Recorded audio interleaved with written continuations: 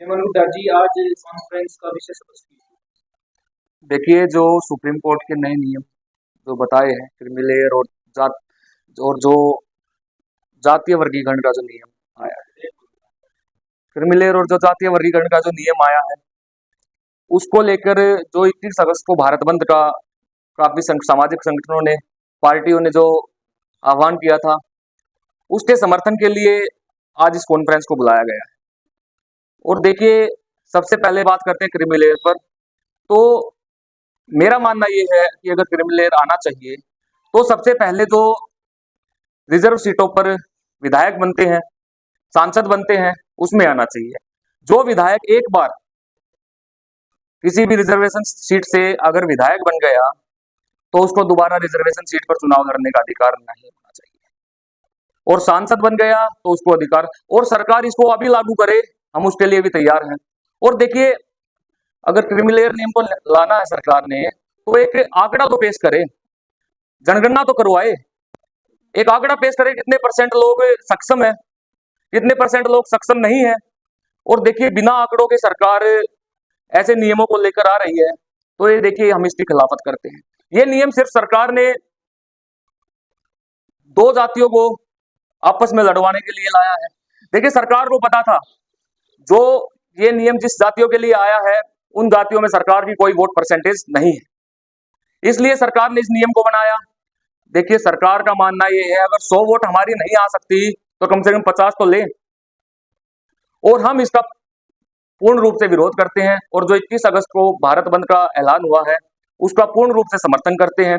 और सबसे पहले, और ये अभी ना, अगर सरकार लागू करने के लिए तैयार है कि इसी चुनाव में, अभी हरियाणा में विधानसभा के चुनाव हैं, और सरकार इसको लागू करे कि भाई जो विधायक एक बार चुनाव लड़ चुका है ना, वो दोबारा रिजर्वेशन सीट से चुनाव नहीं लड़ेगा, जनरल सीट से लड़े। और दूसरे नंबर की बात फिर ना लागू करे, जो ए ग्रेड ऑफिसर हैं वो उनके उसमें आरक्षण को खत्म किया जाए। हम तैयार हैं इस चीज के लिए। लेकिन जो सक्षम लोग नहीं है, एक जाति के आरक्षण को खत्म करना, एक बिना किसी जनगणना के, बिना किसी आंकड़ों के एक ये ऐसे नियम को लेके आना, ये पूर्ण रूप से गलत है, और हम इसका पूर्ण रूप से विरोध करते हैं। और हरियाणा के शासन और प्रशासन को आज हमने अपनी टीम को निर्देश भी दिए हैं कि देखिए, शांतिपूर्ण ढंग से विरोध होना चाहिए, शांतिपूर्ण ढंग से, आम आदमी परेशान ना हो, लेकिन सरकार को पता चले कि विरोध हुआ। इतना भी आराम से ना हो कि सरकार को पता ही ना चले विरोध हुआ। सरकार के कान खुलने चाहिए, सरकार को पता चलना चाहिए कि विरोध हुआ है। और अगर दम है ना इस हरियाणा की बीजेपी सरकार में, तो इस नियम को लेके आए। जो चुनाव सबसे पहले झज्जर से विधायक है गीता बुक्कल, इनको मना करे, इनको आरक्षण की क्या जरूरत है? लड़े जनरल सीट से 3 बार की विधायक है, लड़े बेरी से चुनाव, बादरी से चुनाव, पता चलेगा कितनी औकात है इनकी। और एक बात और कहना चाहता हूं, अभी इससे थोड़े दिन पहले ही अभी लोकसभा के चुनाव हुए थे, 2-4 महीने पहले। लोकसभा के चुनाव में कांग्रेस के जो नेता थे, राहुल गांधी जी, यहाँ के लोकल नेता दीपेंद्र हुड्डा जी, उन्होंने संविधान बचाओ के नाम पर बड़ी वोट बैंक अपना बनाया और अच्छी वोटों से वो जीते। आज उनसे मेरा सवाल है, अब जब आज उस संविधान के साथ छेड़खानी हो रही है, आज उस संविधान के कई नियमों को बदला जा रहा है, तो आज वो क्यों नहीं बोल रहे? जब दो जातियों को संविधान के नाम पर आपस में लड़ाया जा रहा है, तो आज दीपेंद्र हुड्डा और यहाँ से तो जो देखिए झज्जर की विधायक है, सबसे पहले तो संविधान की जरूरत किसको है? उनको है, संविधान की देन, वो 3 बार यहाँ से विधायक है, तो बोले ना विधायक जी आकर। और मैं कहता हूं कि विधायक सबसे पहले क्रिमिनल को इनके ऊपर लागू किया जाए, और हम तैयार हैं फिर उसके लिए भी। तो कहीं ना कहीं आप इस चीज का विरोध करने के लिए आप कोई अपने समर्थन के साथ किसी जन रैली का आह्वान कर रहे हैं। देखिए, जो सामाजिक संगठनों ने, जो राजनीतिक दलों ने 21 तारीख को भारत बंद का आह्वान किया था, हम उसका समर्थन करते हैं। काफी सोचा हमने, काफी इस पर अध्ययन करने के बाद हमें ये पता चला कि ये नियम ठीक या सही वाली बात है ही नहीं। इन नियमों को सिर्फ दो जातियों को आपस में तोड़ने के लिए, दो जातियों को आपस में लड़ाने के लिए, और एक जाति में अपना वोट बैंक बनाने के लिए सरकार इस नियम को लेके आई है। और पक्ष के साथ विपक्ष भी चुप है। जो विपक्ष संविधान के नाम पर वोट मांग रहा था, जो विपक्ष संविधान बचाओ नाम के नारे दे रहा था, जो भी विपक्ष संविधान बचाओ रैली कर रहा था, कहां है वो विपक्ष? कहां है झज्जर की विधायक? मैं कहता हूं अगर सरकार से ये मेरी निवेदन मान के चलिए, या फिर सरकार को चुनौती है कि सरकार इस नियम को सबसे पहले इन सांसदों और विधायकों पर लेकर आए, हम फिर तैयार हैं। तो अब ना बताइए, विरोध करेंगे, शांतिपूर्वक करेंगे और सरकार को पता भी होना चाहिए विरोध किया है, तो रणनीति क्या रहेगी, किस तरह का विरोध? देखिए, शांतिपूर्ण ढंग का मतलब होता है किसी आम आदमी को परेशान ना किया जाए और सरकार को पता चले, सरकार के कान खुले, इसका मतलब होता है कि कुछ ऐसा पता चलना चाहिए कि विरोध हुआ।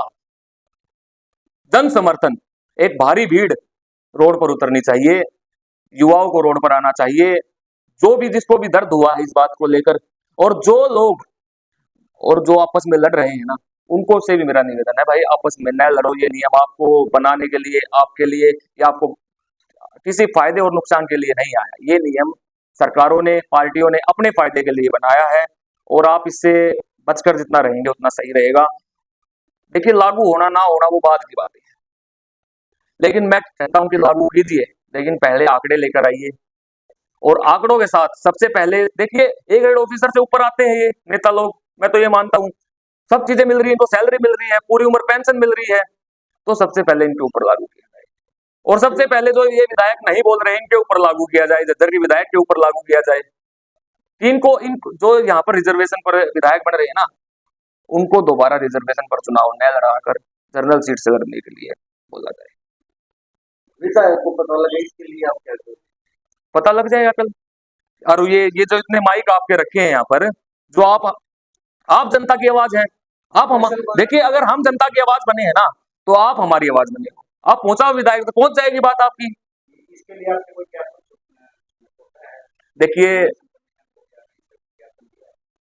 देखिए अभी कल भारत बंद का वो किया गया है, अभी आज हमने काफी जगह पर चर्चा हुई, काफी फोनों पर बात हुई, तो आज हमने इस पर बातचीत कर पूरी टीम से ये निर्णय लिया है और अभी लड़ाई शुरू हुई है।